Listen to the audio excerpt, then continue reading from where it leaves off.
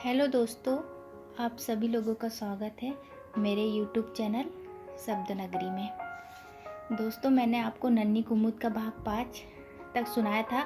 आज मैं आप लोगों के समक्ष नन्ही कुमुद का भाग 6 लेकर आई हूँ।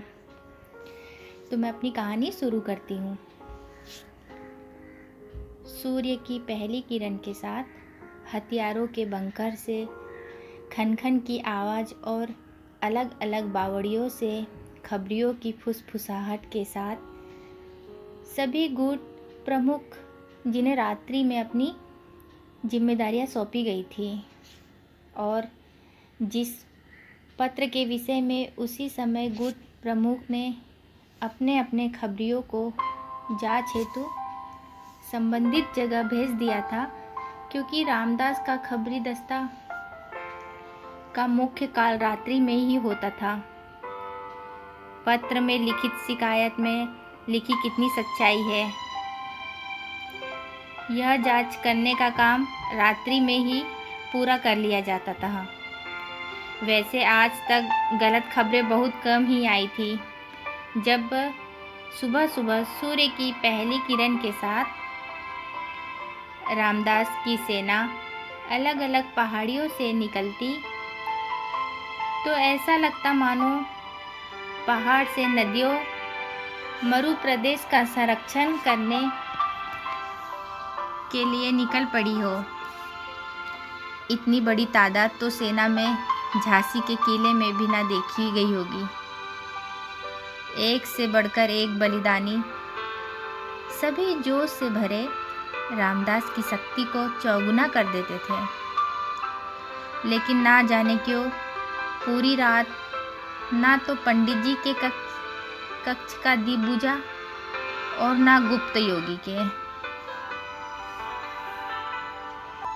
और ना ही रामदास के।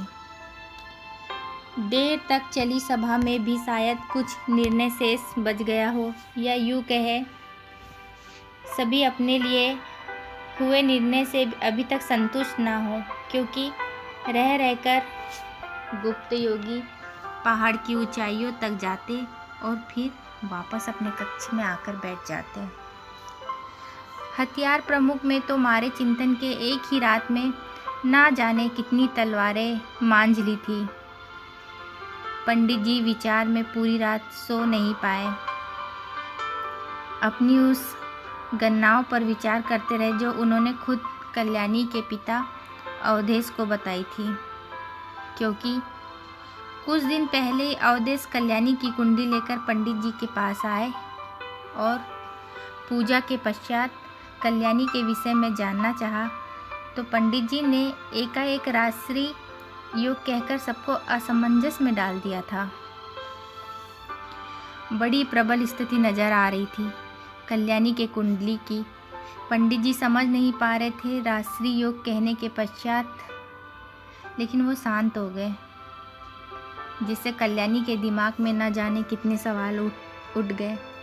अवधेश कुमार भी एक मंजे हुए जमींदार थे। उन्होंने पूछा था, राजा तो बचा नहीं। फिर पंडित जी ने पुनः कुंडली अपने हाथ में संभालते हुए उत्सुकतावश उसकी एक प्रति बनाकर अपने पास रख ली, और आज कल्याणी का पत्र की परिभाषा जान उन्होंने प्रतिदिन के अनुसार गुप्त योगी से चर्चा के समय अनजाने में ही रामदास कल्याणी की कुंडली मिला दी, और दोनों एक दूसरे की तरफ देखकर एक साथ असंभव के साथ साथ आश्चर्यचकित रह गए,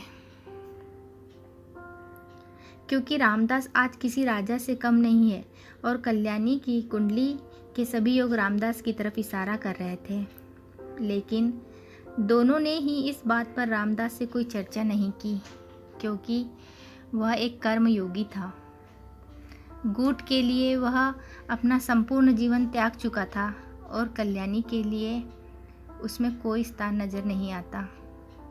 दोस्तों, नन्ही कुमुद का अगला भाग मैं आप लोगों के लिए कल लेकर आऊँगी। इसके आगे क्या होता है जानने के लिए मेरे साथ बने रहे। तब तक